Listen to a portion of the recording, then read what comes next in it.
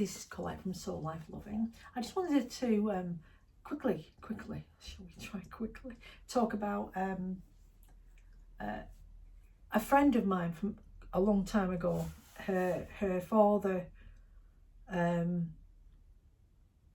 ended his timeline in a rather messy way. And on her healing journey, she became a photographer, and she was in an art class, but she was an intuitive photographer. And she did take some amazing pictures. And I was very fortunate enough to be living near her. And she had a little suitcase that she had her photographs in. And in those days, you know, it wasn't cheap to get your camera roll made up with photographs to see. You couldn't delete, you know, you still had to pay for a bum photo. If you took it wrong, it was out of focus, you can't delete it, you had to pay for it. And in there were her special photos that she took, and she hid in there, and she hid them under the bed. And we were talking one day because we were trying to some really negative energy from some people around that were causing a lot of trouble, and we were trying to think of ways to either A, avoid being seen ourselves as a target, or A, slowing them down somehow spiritually, so they didn't, you know, that energy surge to be mean was thwarted a little bit. And we were trying to work out how we could ask for spiritual help to get this extra protection, and it was really interesting. And then later on that day, she told me about her dad, and I didn't think, I mean, I felt really sorry for her, because it's not nice when that happens. And she loved her dad, so it was really shocking and horrible for her. And I didn't think anything of it, but in the night, a message came through from her dad, and I didn't want to pass it on, but I thought, I'm gonna have to, because it was a nice message. Because he didn't realise that it would have such an awful effect on her like that, in that way. So I told her, because he was just at the end of his tether, and if he wanted to hurt somebody, it would have been her mum, and he didn't, and he was really sorry, because the last thing he wanted to do was to hurt her, but he just couldn't go on anymore. And that's how it is in the real world. And she said, come with me, come round tonight and come and look at my photos,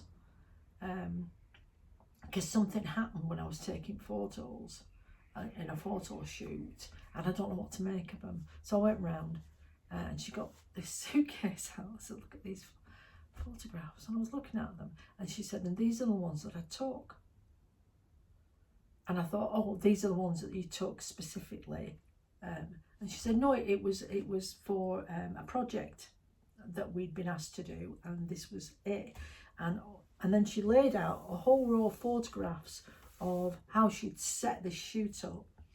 And it was sort of to keep it moving from this talk about this subject to this, like beginning, now, end.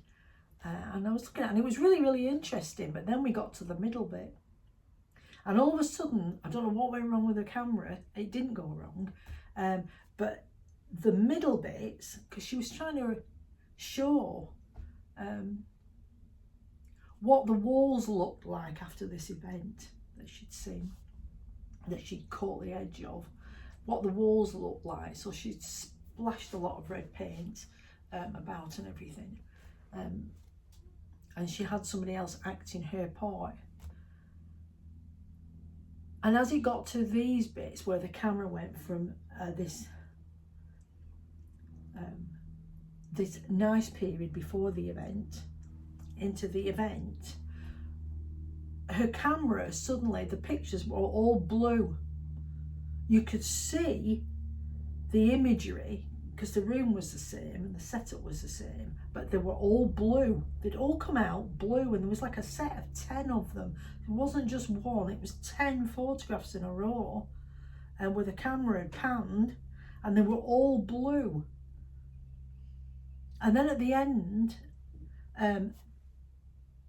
the paper that had been on the walls that had been covered in the red paint, they'd been removed because now we're in the future and that event has passed, and it was showing this and how there was faces with big tears drawn on them on paper that was stuck to the wall for this next shot of after the event.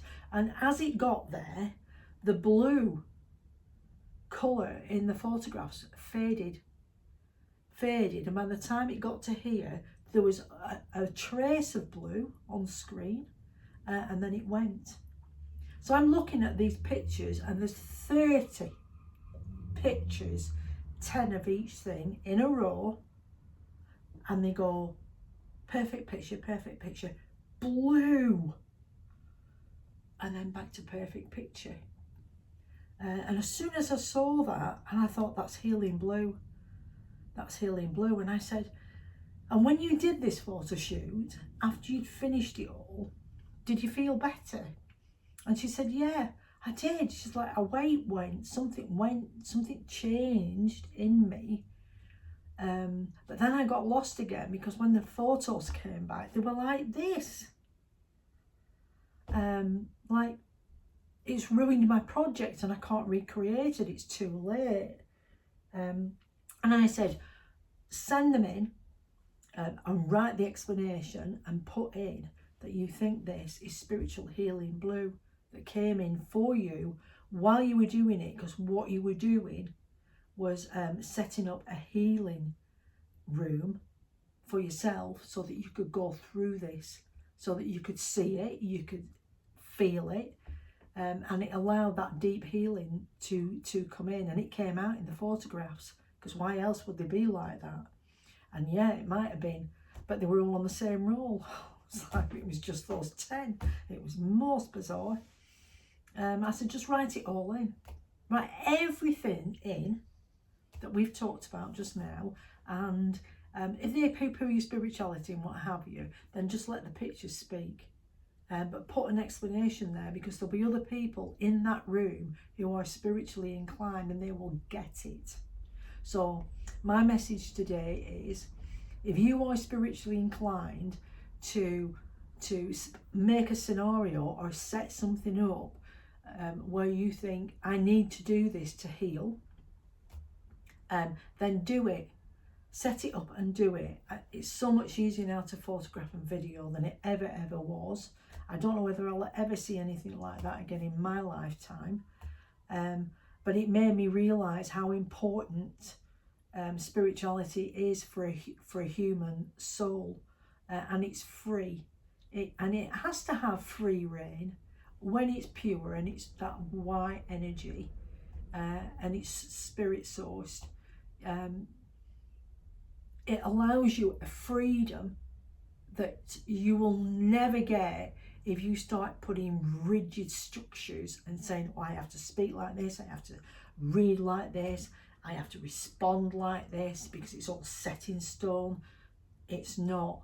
That's the whole point of spirit and energy being fluid, is that it can be absorbed, it can be directed, it can be redirected. You can course correct like that, and you have that freedom within you, and that's part of being a spirit in this world. So go for it. Thank you.